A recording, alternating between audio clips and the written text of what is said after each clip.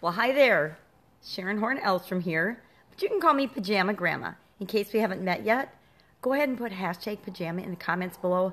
That way I know that we haven't met, and I just can pay attention and see if we can't form a real relationship. People talking to one another. Wow, in this day and age, people talk to each other. You mean they're not buried in our phones? Yeah, pretty much everybody's buried in their phones, which is why I like to know when people are new and you've taken time out of your amazingly busy schedule to pay attention and visit with me. I appreciate it.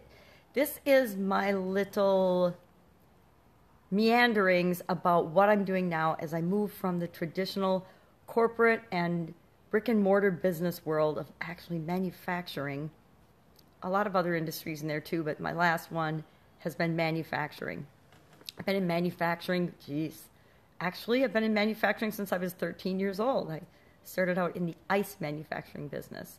But what I'm thinking about today, and as I'm transitioning to the online world, about a year and a half ago, I decided, and I've been studying and playing around and dipping my toe in the river of the internet for, probably, since the early 2000s for sure, but never really seriously. And part of that was because it was too complicated. There were too many moving pieces. It was really interesting and intriguing, but I really never got much traction going. I had a blog and I've done challenges and I've done a couple of things, written a book, done an audio book, done some things through the internet, but for the most part, no. I was too busy running my real world businesses to actually explore it. And I had the opportunity a year and a half ago to get rid of the manufacturing business and do something new, do something different. And I thought, well, what's super new and super different? It gives me an opportunity to learn and grow and challenges me. And I decided that it would be the internet and the online world and doing business in my pajamas, because I had always wanted to. All my jobs before had always been very demanding and high stress and run, go, go, go, which is kind of my personality, but it bred that fantasy and that desire in me to be able to work wherever I want, whenever I want, with whoever I want, in my pajamas if I want, or not. But I've found myself in the last, actually this year for sure, I would be in my pajamas till like late in the afternoon, like 2, 3 o'clock in the afternoon some days, and realized that, that is kind of who I really am. So I started to develop that as just the way I am. Most people go out and they're like, you can live the laptop life, or the nomad, the digital nomad life. And I'm like, well, I don't really feel like a digital nomad. I'm not nomading or traveling around yet because I'm still dealing with certain issues in my life that have to do with my divorce and selling my house and moving on with things that just haven't been resolved yet. When you have lots of different businesses in a relationship and that relationship ends, sometimes it takes a while to untangle all the pieces that are tangled. And so that means I'm not a traveling nomad. I'm not a digital nomad, but I am a pajama grandma nomad. I am at home making a living in my pajamas, mostly in my pajamas. And I like to share every day and kind of journal and keep track of what I'm doing as I make that transition from, brick and mortar traditional businesses to the online world, because it's very different. It's got some incredible advantages. It's also got some disadvantages. And I think people don't necessarily go into it realizing what the limitations and the disadvantages are. And so they get discouraged and they want to quit. And most people quit, but then most people quit everything. We look at statistics and numbers and things, and we use them to justify our giving up or our failures sometimes. We're like, well, I failed in this business, but 95% of people that start a business fail in the first 1 to 5 years anyway, so I'm just like everybody else. And we can use those excuses, or we can say, all right, well, that's one thing that didn't work. What am I going to do now? What can I try now? What am I going to keep moving forward to make sure that I get something that works? But again, statistically, the vast majority of people will never do that. I've been thinking about it a lot the last week and a half, because I've been working with and coaching people on how to get a lead magnet up. If for some reason 4 or 5 of my coaching students, all within like a 24-hour period, expressed to me their They're upset about not having enough clients, not having enough customers, not being able to cover their, their monthly expenses. And for, it's different for all of them. Some of them it's $20,000 a month. Some of them they need $4,000 or $5,000 a month. And all of them were expressing it. One of them had just ended contracts with 3 coaching clients and was really upset and worried about getting more coaching clients. Another one was, living on the family savings, and we're getting to the end of that savings after about, a year or two of working on trying to get their online business going. And it just became really apparent that none of them, although they were studying and learning and growing like a lot of us do, and I think I probably did my whole first year, I focused on there's so much to learn, I've got to learn all these things. And every time something new came up, because there's always something new in any business and in life, but especially in the world of the internet, where it's a lot of people marketing to people that are starting online businesses. A vast, I don't know what percentage, but I would think a pretty large percentage of the actual marketing and selling that's done on the internet is actually directed at people that want to do online businesses. So you're inundated with all these messages and all these distractions that take you off the path of what you really need to do versus the path of what you think you need to do. And the path of what you really need to do is very, very different than the path of what most of us think we need to do. At least I know I was guilty of that. And that would be probably looking back, and if I had it to do over again, there's certain things I would have done right off the bat. And I sure wish somebody would have told me. I wish they would have said, yep, there's all this information and all these things you're going to want to learn, but the first thing you need to do is this. The second thing you need to do is this. The third thing you need to do is this. And you do those things, and then as you're learning, you're creating your online presence. You're creating your brand. You're creating your personality. You're creating your own tribe, your own followers, your own email list, your own group of people that know, like, and trust you, and then go through this journey with you. Now, if I think back, probably somebody was saying that and was telling me some of those things, but they were so mixed in with everything else that it gets to be overwhelming, and you miss the core trail because nobody says, this is really the path you need to follow. So what I found myself doing last week was we needed to take a step back, and every single one of these people needed to, number one, decide what area they want to serve people in. Then they have to decide who they want to serve, and after they decide who they want to serve, then they need to create a lead magnet and start having a conversation with the people that they want to serve. Just start having a conversation. Just start attracting them into their life. We do that through a really simple thing called a lead magnet. I'm involved with an organization called ClickFunnels, and we create sales funnels for people and automate them on the internet. So it's like having your own 24/7 salesperson attracting people to you. And every single one of the people I talked to, none of them had done that.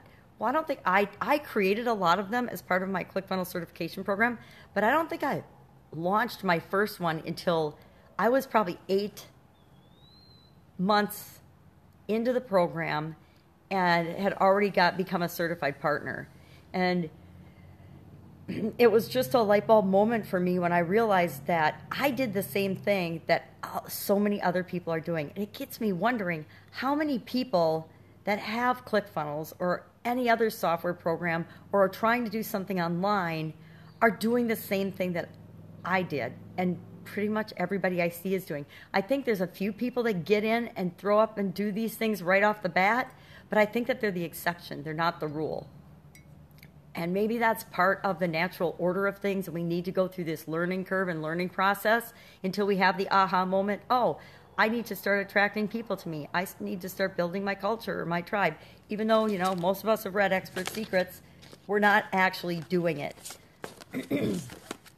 Or we're not doing it in the exact way that the author of whatever book we're reading tells us to. This is probably my 6th time through Expert Secrets, and I'm actually doing a group coaching program with a group of amazing people, and we're going through it together, which is really powerful because we point out things that we've all read the book. I've read it like 6 times, and every time I open it and look in it, I see something that I didn't see before. And it's probably because I wasn't ready to see it. But then I see it and I'm like, oh, boom, forehead slapping moment or light bulb moment. And it's like, yes, that's what I really need to be doing. Or I totally missed that. And it's just a teeny tiny distinction, but it's really important. And it makes all the difference in whether my webinar converts or not. It makes all the difference in whether people join my Facebook group or not. It makes all the difference in whether I will get on a Facebook Live and start sharing my voice or not. Because it's that one little thing I needed to know to give me the confidence to actually do what it is I'm learning about. So today is another catch-up day. I'm working on just catching up on my daily voice things, my daily content creation. I've been creating my content every day, but I process my content in a very special way, and I need a virtual assistant because I don't have time to create the content, coach all my students, and then do all the things that I think I need to do with my content. Not that I think I need to do, that I want to do with my content to get the word out, to share the message that I'm trying to share with the world. And I need some help doing that. Time to get a virtual assistant. It's been time for about 6 months, but now it's super time. So that's what I'm working on today. I had some fun, amazing coaching calls yesterday with people, but working them through the mechanics and the detailed step-by-step of how to do certain things like create that lead magnet, create a more complicated funnel, just to do what it is that is the next step, the next thing that they need to do to get them momentum and get them moving in their business. And again, it's different for all of us because we see different things based on our past experiences and what we've been exposed to for trainings and teachings, what we're seeing and what's getting our attention when we're online doing different things, because there's plenty of things to distract us. I know I get distracted. I have to actually make myself do certain things at certain times so that I don't get distracted. Facebook, email, all these things, they're engineered to interrupt us and get our attention and pull us into their world. But when they're pulling us into their world, we're leaving our own world and we're not working on our priorities. We're just working on building Facebook's algorithm or the email algorithm of whoever's sending us an email. I actually now check my email once a day. I know I've got probably 6,700 messages in one part of my Gmail inbox, and I've got a couple of those, but I peek in, I look and see if there's anything urgent, and then I just ignore the rest because it's just a distraction. Now, how long would it take me to go through and clean out my inbox? Actually, it would take me about 1 second because I would highlight it all and just hit delete. But I don't want to do that because there's some messages and some things in there that I want. But I don't need to look at them right now. They don't need to take my attention right now today. So what can you do today to focus your attention on the real path of what you need to do? And I find the best way to do that is to say, what is the most important and urgent thing or result I need right now? What is the biggest thing I need to do right now?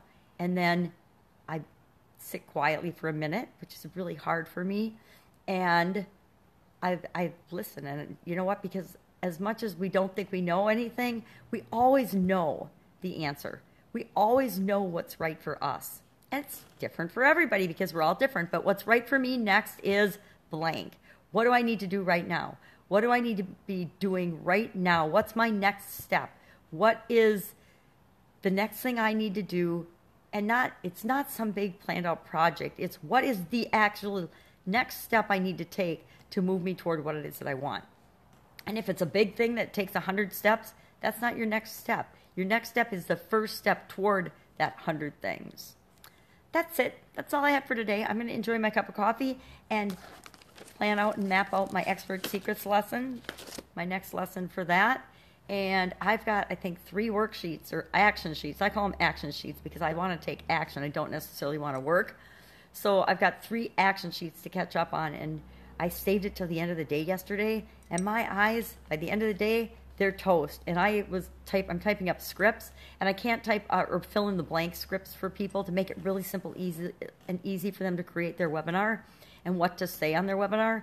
But I can't do that when it's late in the day and I have to use my magnifying glass. That just doesn't work. So that will probably be the first thing I do today. Instead of processing my videos that I'm making, I will actually type up my lessons for that in my scripts.